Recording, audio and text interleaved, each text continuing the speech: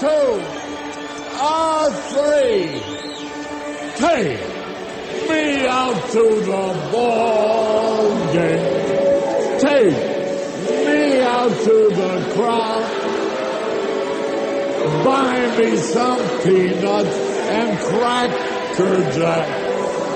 I don't care if I ever get back. Oh, it's root for the Cubbies. If they don't win, it's a shame. For it's 1, 2, 3 strikes, you're out at the old ball game. Hey! This is the Monday Morning Quarterback on the 12th of August, 2019. Boston Red here in the Jerry Pippin broadcast booth, as we normally are. Today marks 2 years since the murder of Heber in Charlottesville, Virginia, by a white supremacist, white nationalist, urban terrorist, whatever you want to call these people. And they are having celebrations of her life today in downtown Charlottesville, Virginia. We'll be covering that at a later date. A couple of items here. There are funerals, of course, going on in Dayton, Ohio. They are basically doing the same thing. They're having had celebrations on Sunday down in that area of Dayton, downtown Dayton, a revitalized area there in Dayton, Ohio, where a number of clubs, etc., were there. It was supposed to be, quote-unquote, a happy time for people there going out, clubbing, etc. And the unthinkable happened there, as the unthinkable happened in El Paso, Texas, at a Walmart. I was talking to a guy yesterday about that, and he's a frequent customer of the Walmart enterprise, and he is reluctant to going there. He's thinking of going to alternative retailers that have similar merchandise, perhaps a Target or something of that nature.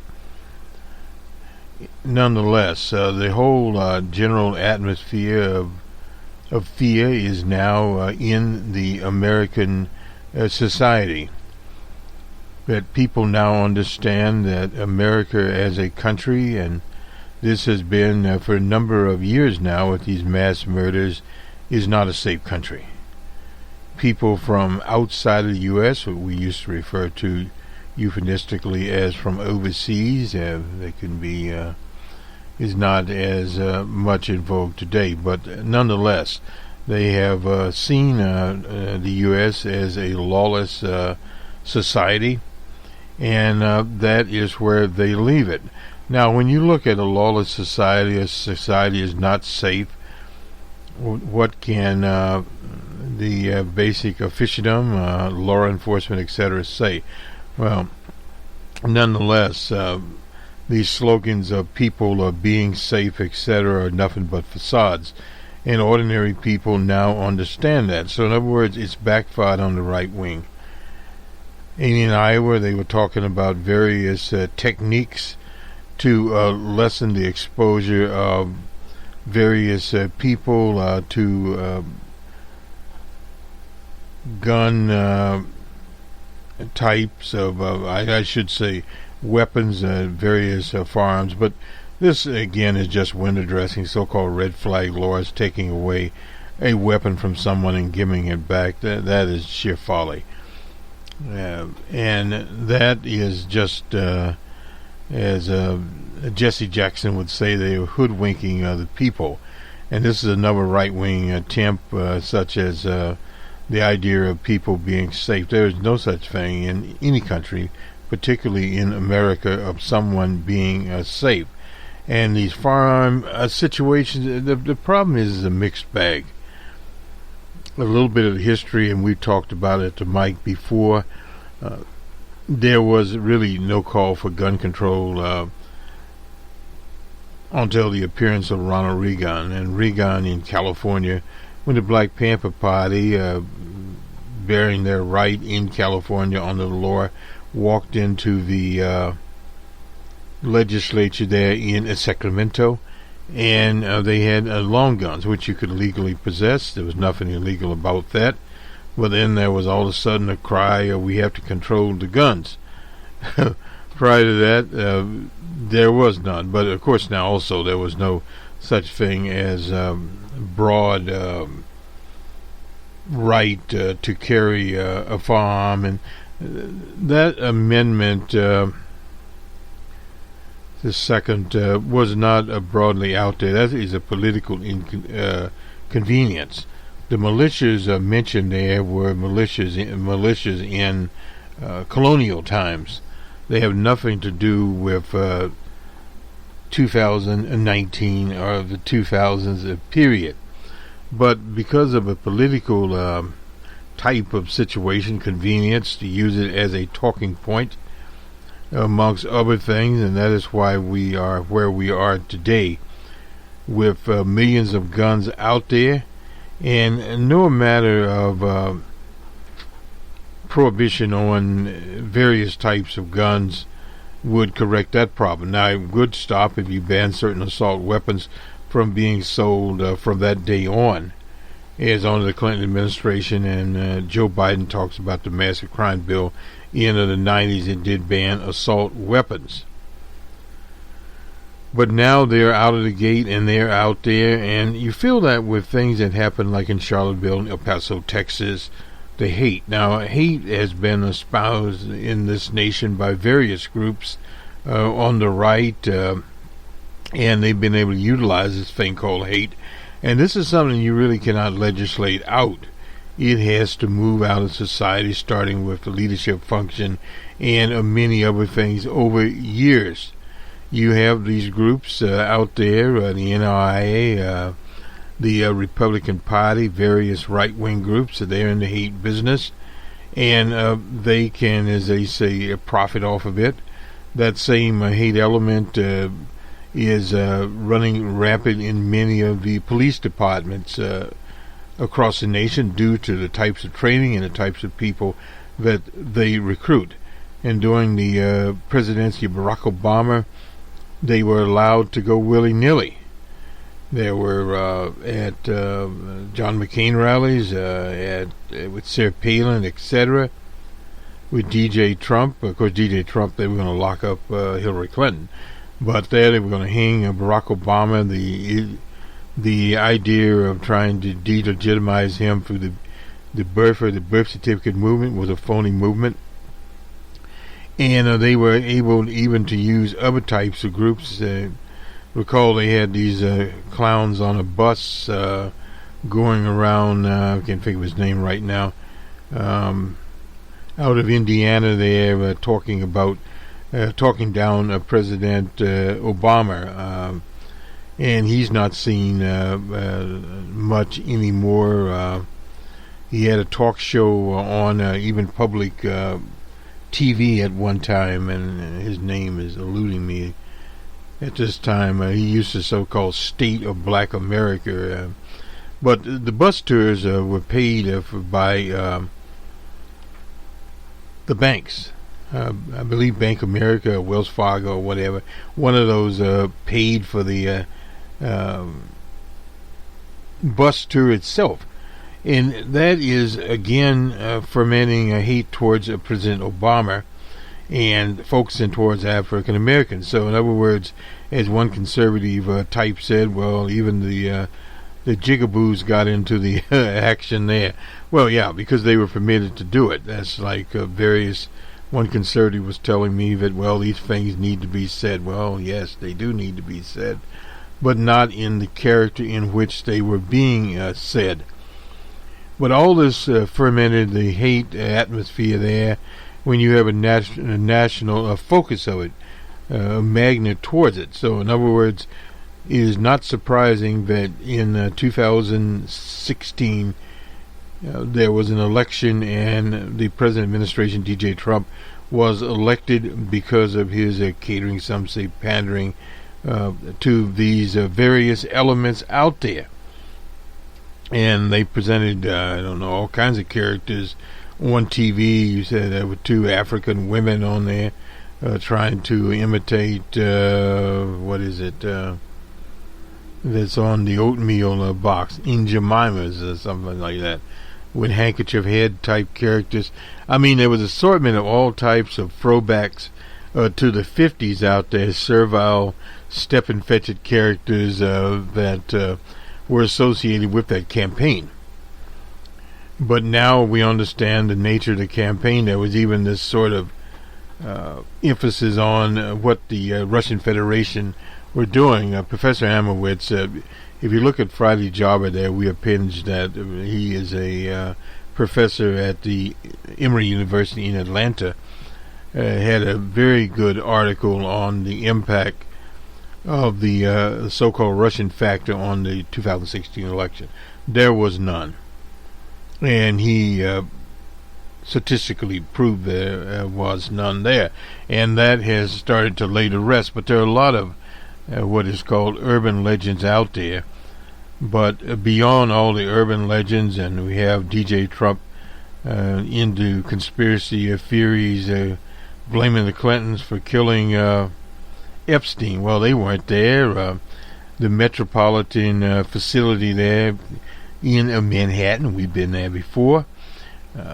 And Epstein, of course, was there. The problem is the number of inmates, the management there, the administration there has been dodgy for time immemorial. It was dodgy the last time I was there, and it's still dodgy. Well, if Epstein was allowed to meet with his attorneys for 10 or 12 hours, perhaps so. I mean, that would be there as he had a copper that had been convicted of drug crimes, murder, and etc., was a cellmate of his. And of course, he was removed. Nothing unusual there. Put on a suicide watch, I should say. And well, that case, basically, Epstein's case is exploded. That one count of conspiracy that's left there with all these other individuals, those that have the means, and any criminal attorney that's worth his or her salt is going to get most of that stuff thrown out. So in other words, this is another facade they're going with now. The case pretty much ended with Epstein. As far as, and I was surprised to find out that Maxwell was Robert Maxwell. Most people probably don't remember him. He owned a number of newspapers, a publishing empire, and he went swimming in the sea and was never seen again. Basically there, and then mystery, did he take his life or did he not? Well, who knows? But nonetheless, Epstein's daughter, I think that was Epstein's daughter, Maxwell's daughter, his youngest daughter, has vanished. She's somewhere in the world, I assume, and if she has any sense at all, she'll be somewhere in the world that doesn't have an extradition treaty with the U.S. So she's out there somewhere. And some of these other people, lesser there, these kinds of crimes that they put out, so-called trafficking crimes, particularly the older ones, a lot of it is smoke and mirrors. It's more going to the civil side than the quote-unquote criminal side. And there was an attorney I listened this morning on, I think it was the national broadcast, public radio. The attorney there was saying, or someone was interviewed, that once again Epstein had eluded them. Well, obviously he didn't want to spend the rest of his life in prison, if that was the situation. He was 66 years old, and any sentence with what he was charged, there would have been a life sentence. And then there was the other side that he was upbeat, etc. So who knows? I mean, they've done an autopsy, but will they come to any conclusions there? Evidently, from what the newspapers, there was no video around there to record his act. Sort of like a Texas jail, or what happened to Sandra Bland in Texas there, where she supposedly hung herself. Well, if you can hang yourself in Texas, You can definitely hang yourself at the Metropolitan facility there in Manhattan, or you could be helped. Who knows? Those things happen in jails, and they happen all the time. It doesn't mean it's a small-time jail, small-town jail, or something like the one there in Manhattan because of his being there. Now, obviously, other people have been there. Paul Manafort was there, and several other characters were there. But if they were really concerned about Epstein, they would have sent him on to since he was tried in the federal system, onto a secure federal facility where they do have 24-hour surveillance. But again, that is back into time. That is a distraction. In the old days, we would say it was out there to sell newspapers, or to get clicks. Well, a lot of clicks there, but it's a worthless situation. It's one of those things that the victims will have to get any kind of so-called justice in the civil courts, and that could be a long, drawn-out situation, depending obviously on the circumstances surrounding Epstein's estate, and that is what they will be dealing with, is his estate and the legal power involved there. It could take years to settle any of those lawsuits, and be more of a glimpse into what went on there. Well, enough of that flummery here. Hey, let's go. A number of commentators here. We'll go to Charlie Cook, one of the best handicappers out there, and we'll start with Amy Walter and the Cook Report. And the title here, the Iowa caucus is the front runner's nightmare. Well, the so-called front runner, I guess, is a good time for us to talk about this a little bit, because it is the Monday morning quarterback. The so-called front runner itself is basically a contrived situation manufactured by the corporate media. And the Iowa Chamber of Commerce broadcasters there make a ton of money running these advertisements in a rural state. So let's go to Amy Walter, and then we'll have Charlie Cook. And as time goes along here, we'll get to George Will and a little commentary on some of his types. Anyway, this week was started the Iowa State Fair. Besides being one of few places in America where you can eat a fried Oreo and watch a baby pig being born, the Iowa Fair is the unofficial kickoff to the campaign season in the state. Presidential candidates swarm around Des Moines fairgrounds while being followed around by thousands of reporters and camera crews. This is the commercial aspect of it, and it's a circus, and if you pay much attention to it, it's foolish. Anyway, but while eating every major food group from a stick can be fun, Iowa hasn't been all that kind to front runners. Part of it is the composition of the electorate. On the Republican side, it's heavily evangelical and rural. On the Democratic side, it's overwhelmingly European and liberal. Iowans also pride themselves in putting the candidates through their paces. Candidates are expected to invest heavily on field programs and do a lot of retail politicking. In other words, that's shaking hands. They won't be wooed by big names or fancy titles. Both Democrats and Republican caucus voters seem to enjoy sticking it to the establishment. Hillary Clinton came there in 2008 and 16 as a front runner. She left battered and politically bruised, and losing in 2008 and narrowly winning the nomination in 2016.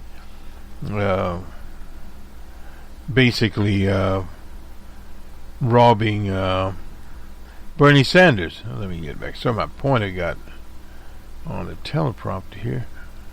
All right. And the last time a so-called established candidate won the caucus was in 2004.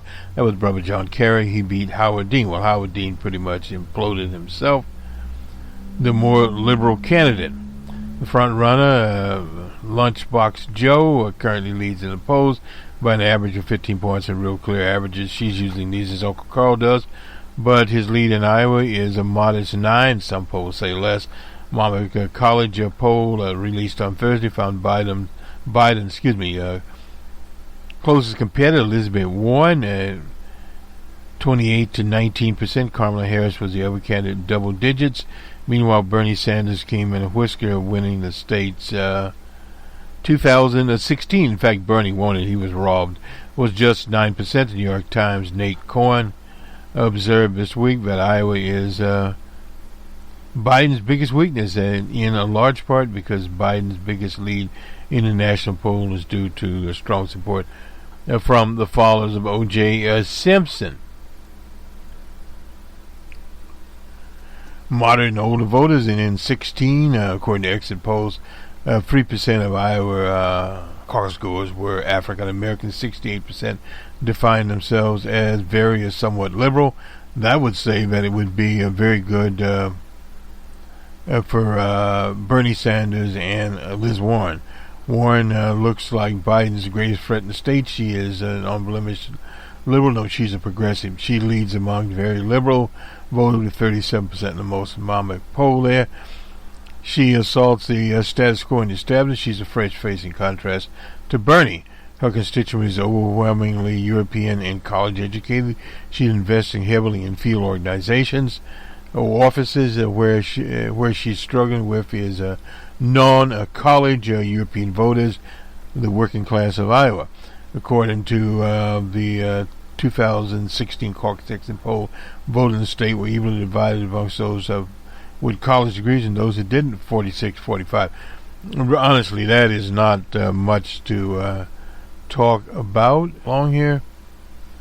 Biden also struggles with the infusionism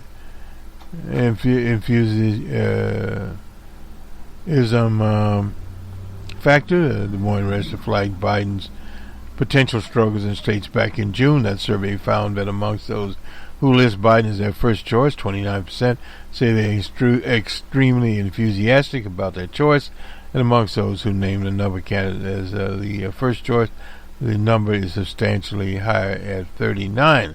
The poll also found that Biden has more support among people who say they plan to use the new virtual caucus. You're going to find more about this process than those who say they will caucus in person. The virtual caucus process allows Iowans to vote without showing up at a caucus location. Though more support is neither a bad thing. The Morning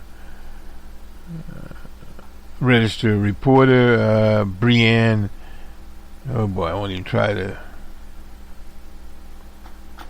Faniston or something like that, whose virtual attendees will account for 10% of the delegates equivalent total on caucus night. In other words, some of Biden's strongest supporters come voters who are the least committed to showing up in person, and those voters count for less than those who come to the call. I didn't know that. Okay.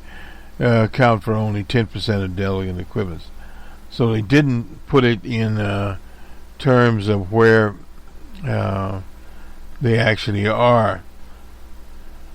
So in other words, they're still rewarding people that actually show up at these places. Anyway, what doomed Clinton in 2018 and hurt her again in 2016 was not only that younger voters made up the biggest proportion of the vote than they had historically, but those younger voters also voted overwhelmingly for Barack Obama and Bernie Sanders. For example, in 2004, just 32% of the caucus electorate was under 45. In 2008, that rose by 8 points to 40%. In 2016, it dropped a bit to 37%, still 5 points.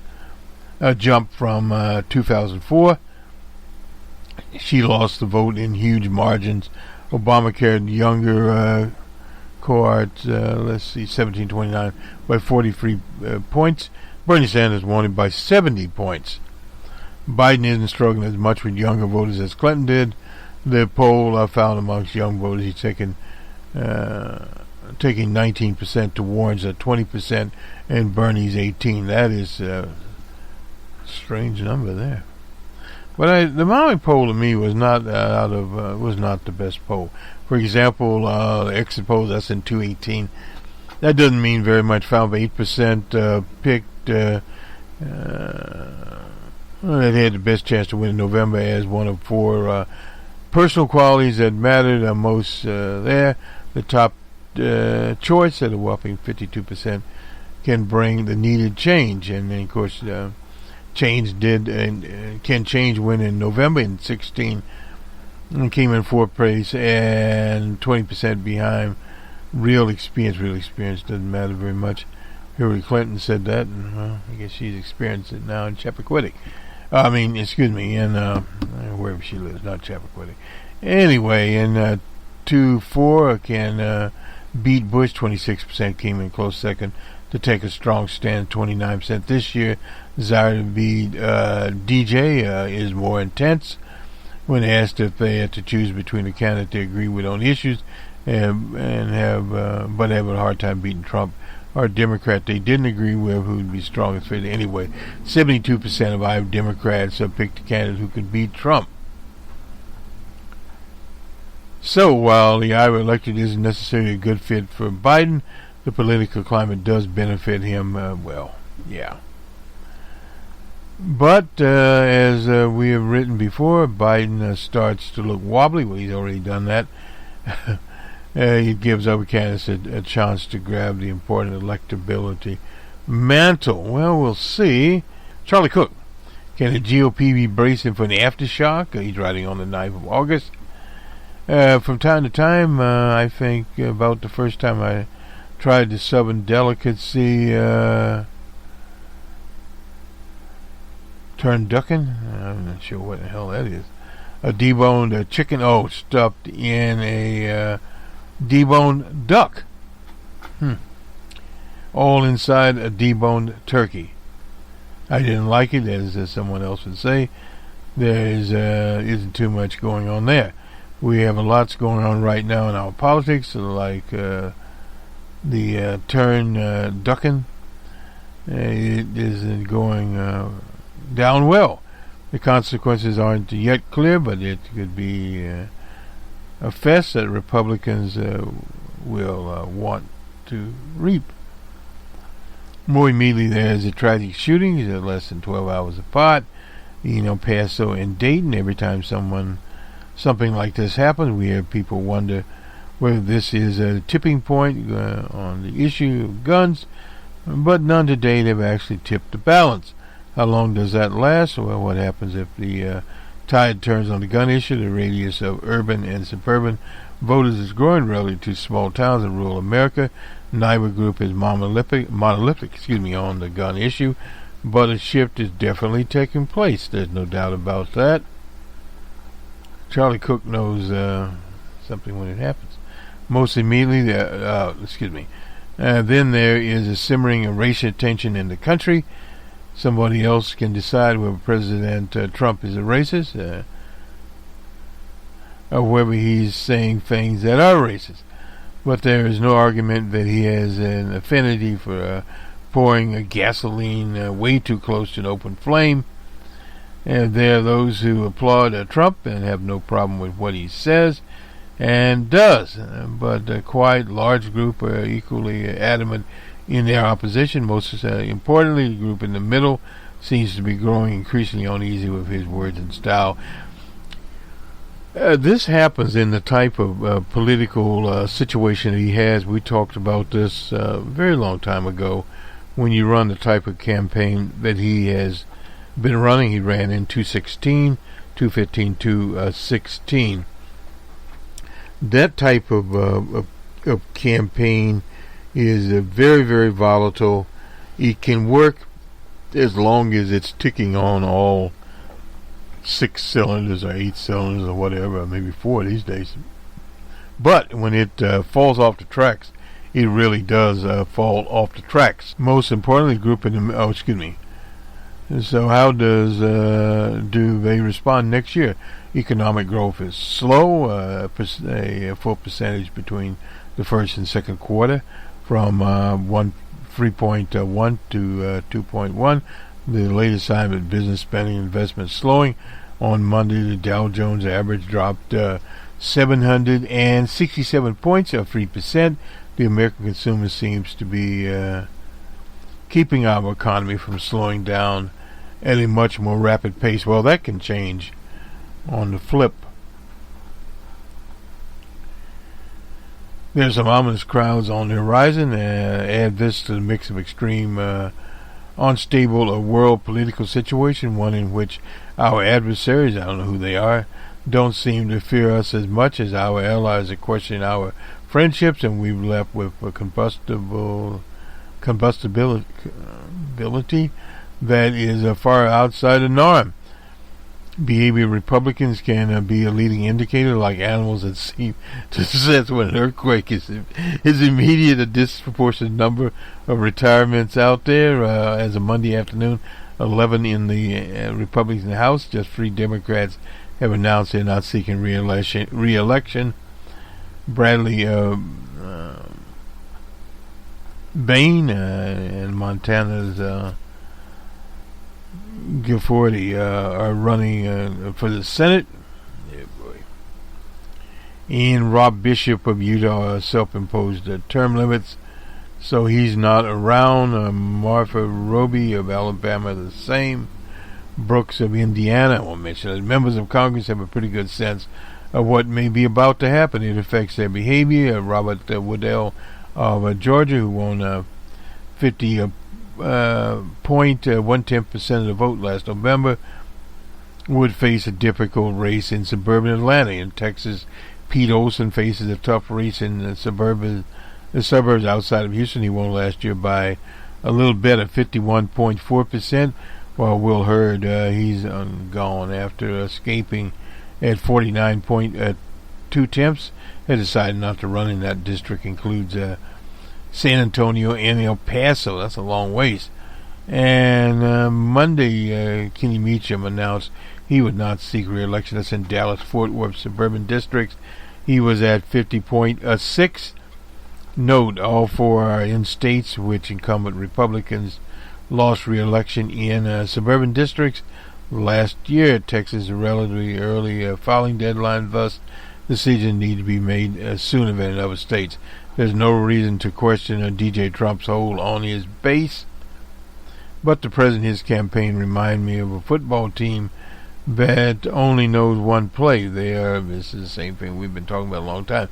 They are very, very good at the play, yet they come with discomfort and even the animosity of the other 2/3 of the country. Excuse me. And let me finish this up here. If some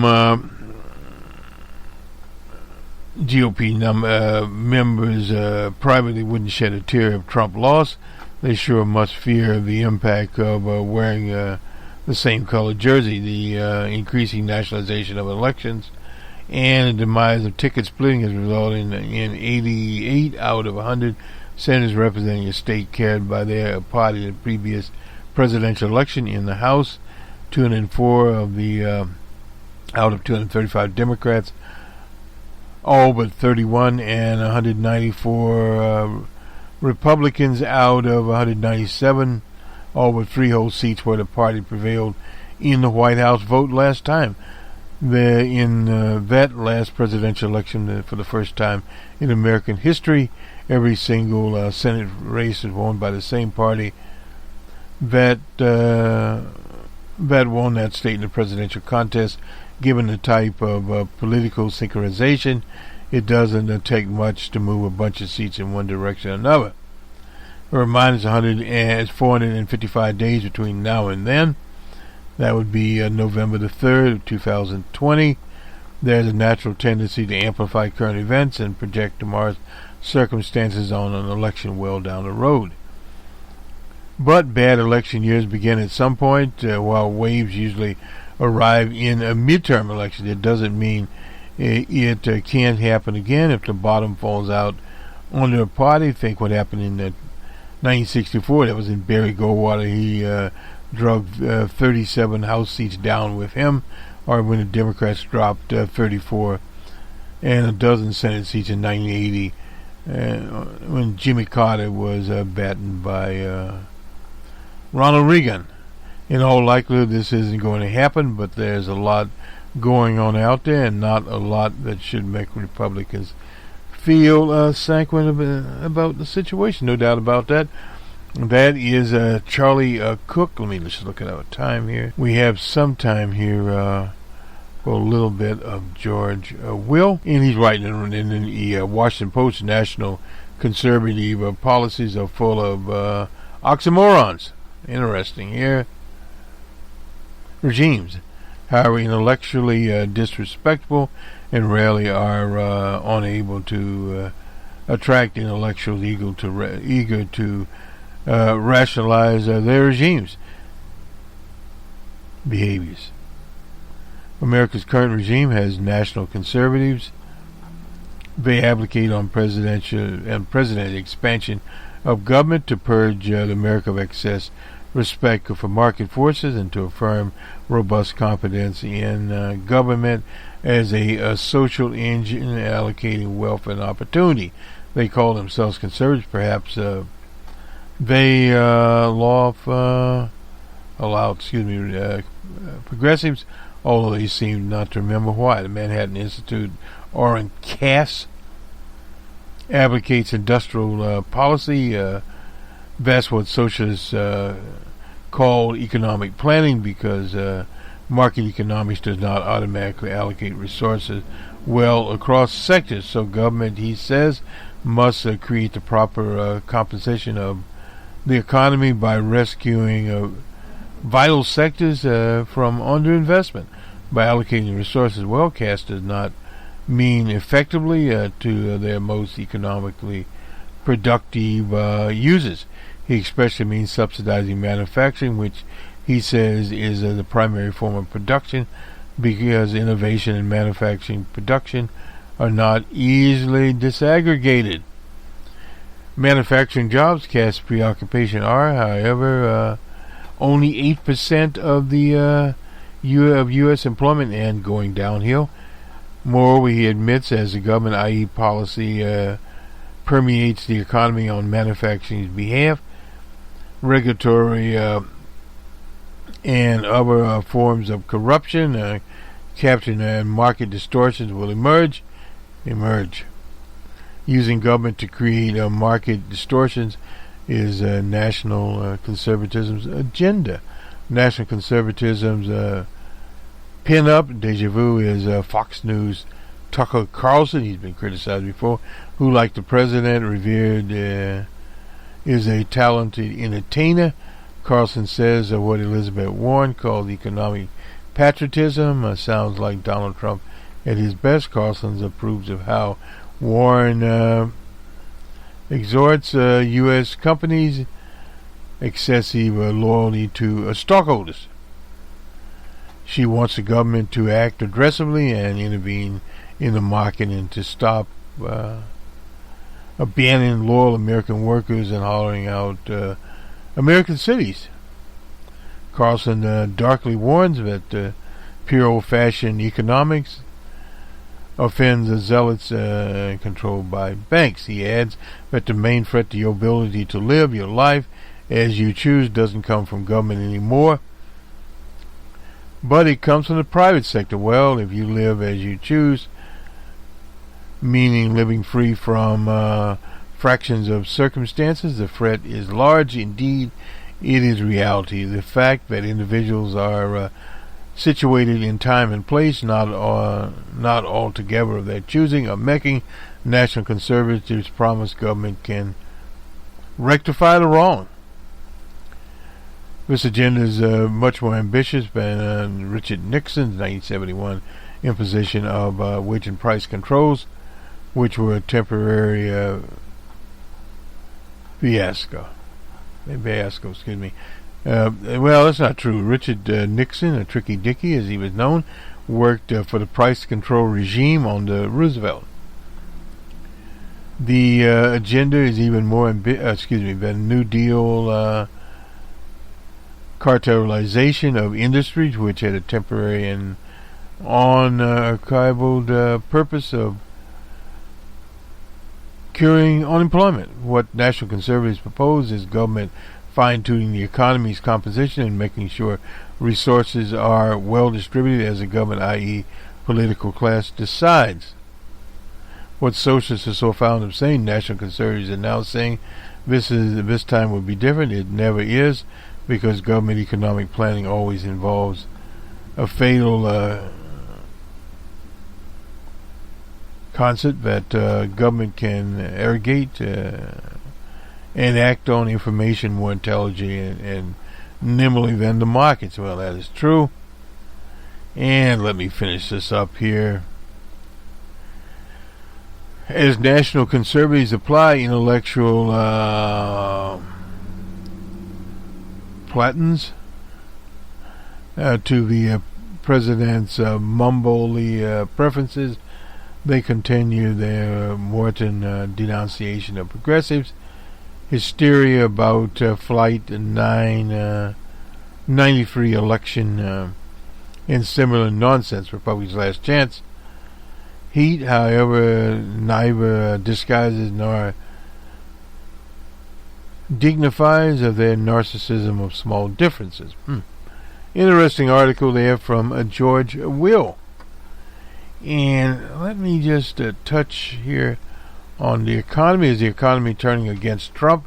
Very good. This is opinion out of the Washington Post by Robert J. Samuelson on the 11th of November. To have a recession or not is the question. More you hear that. It encompasses last week's most important political news, notwithstanding all the public attention and understandably focus on mass shootings. As is well known, the approval rating DJ Trump has stubbornly remained below 50%. Typically they hover between the high 30s, low 40s. This week's support depends heavily on buoyant economy. And he points here to an ABC News Post report.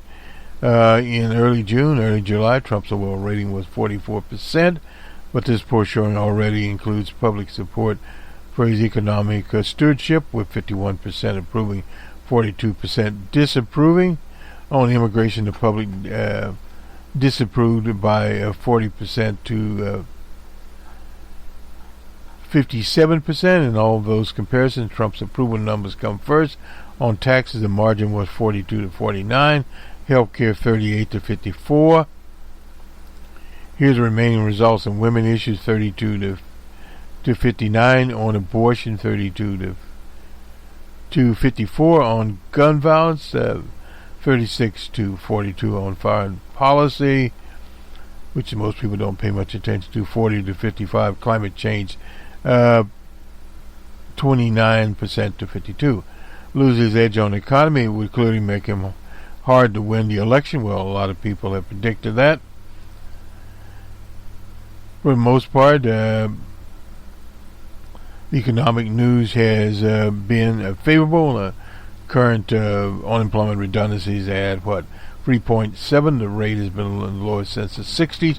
Well, the 60s was a totally different situation. Present-day economic expansion became the longest in history. It's slightly more than 10 years, determined by the National Bureau of Economic Research. Usually declares a recession if the economy contrasts for 2 quarters. That's the same way in the UK. Incidentally, we had Numbers Man. It's on our Numbers Man from WBRN and the Boston Red Network. This Week in Economics, we talk about a situation in the UK, in England. And these tariffs here, not a big situation here. It goes back and forth. He's also talking about putting tariffs on European cars. And labeling China a country, a currency manipulator. Higher tariff prices raise prices to consumers and business, reducing their purchase power. In late June, it became even more recent in the turmoil. The International Monetary Fund downgraded its economic outlook and warned of risks to forecast are mainly to the downside. There's no doubt about that. Most economists aren't yet predicting a recession. Louis Alexander of Nomura Securities, the International, expects the economy to slow to less than 2%. And Joel pickpocketing of ISH markets as its models put the odds of recession within a year at 1 to 3. And Dr. Mark Zenny seems more pessimistic. The U.S. and global economy are headed for a downturn unless Trump backs away from his latest tariff threat. He writes in a commentary, the combination of higher tariffs, higher prices, and other factors already cut almost 300,000 jobs, he estimates.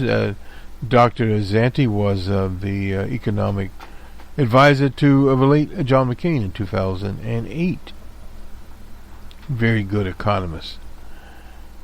If they don't work, it's a safe bet that Trump won't blame them. The Fed and China are the setup of fall guys for the next recession. Well, again, that is a very interesting situation. You can blame anyone you want, period. And we'll close out here with this little article here. We'll get some scores. Democrats from the Post also descend on Iowa with renewed anxiety. Democrats descend on Iowa to kick off, and this is by Matt Visser, August the 10th in the Post. Joe Biden, consistently polling leader, has not disposed of persistent questions about whether he's well equipped to take on DJ Trump, but DJ Trump himself is on wobbly legs. That shaky landscape is prolonging the uncertainty in the nominating contest. And Elizabeth Warren, of course, is rising in the polls. And Kamala Harris and Bernie Sanders are struggling to maintain momentum. I think with Bernie, it's going to be much better. And Joe Biden can resonate with the working class that Trump fooled on the last go-round. He's a known quantity. He appeals to middle class voters. Well, not for long. She longs for Biden, who took on Paul Ryan in the vice presidential debates. Well, Joe Biden is a good debater, there's no doubt about that. But we'll see. The Wing did it, and that was in Clear Lake, Iowa, and the Iowa State Fair. But will they help him? On Saturday, he met with Parkland students while he was vice president, although Florida shooting took place a year after. Well, he had his good moments and his bad moments. Theresa May, one of her predecessors, Margaret Thatcher. Oh boy. And his famous comment here, the notion that someone, if you are poor, you can't do it. He said, poor kids are just as bright and just as talented as white kids, or European kids. I guess he was obviously talking about African American kids, wealthy kids. Yeah, he caught himself anyway. Part of it, as they say. Let's do the sports and get out of here. On the 12th of August, the Monday morning quarterback here, and I need to find where we are and get my pointer going here. And we've taken care of some of our newfound and not found problems, but we sometimes lurk back to them. And we'll get the baseball scores here. Nonetheless, the Nationals were at the Mets, Nationals 7-4. Cleveland was at the Twins in Minnesota, and they went 10 innings there. The final was Cleveland 7-3. The Pirates were at the Cardinals in St. Louis. Cardinals 11-9, and the D-backs were at the Dodgers, and the score was 9-3 there. And Patrick Reed won the Liberty National Club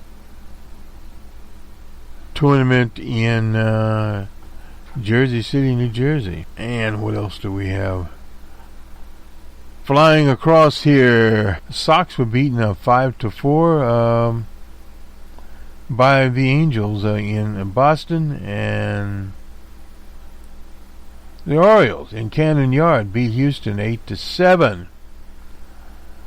And the Yankees had a one-run game over Toronto. And finally, a game that I tuned into, the the Phillies were in San Francisco. It ended up, it was tied up for a while and back and forth. It was the Sunday night ESPN game, 9-6 was the score, San Francisco.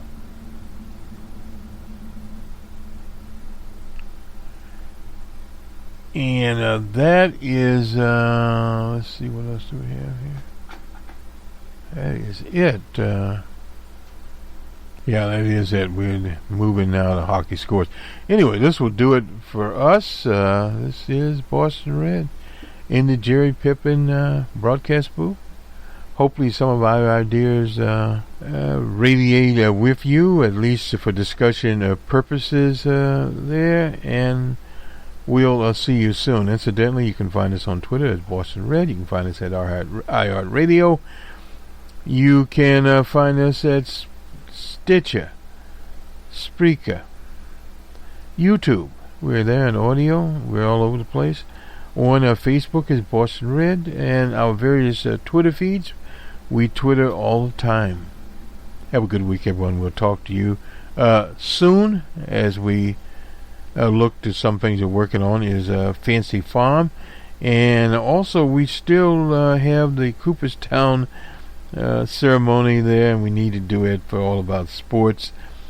It'll be a little dated, but we need to put it in the archives. Good day.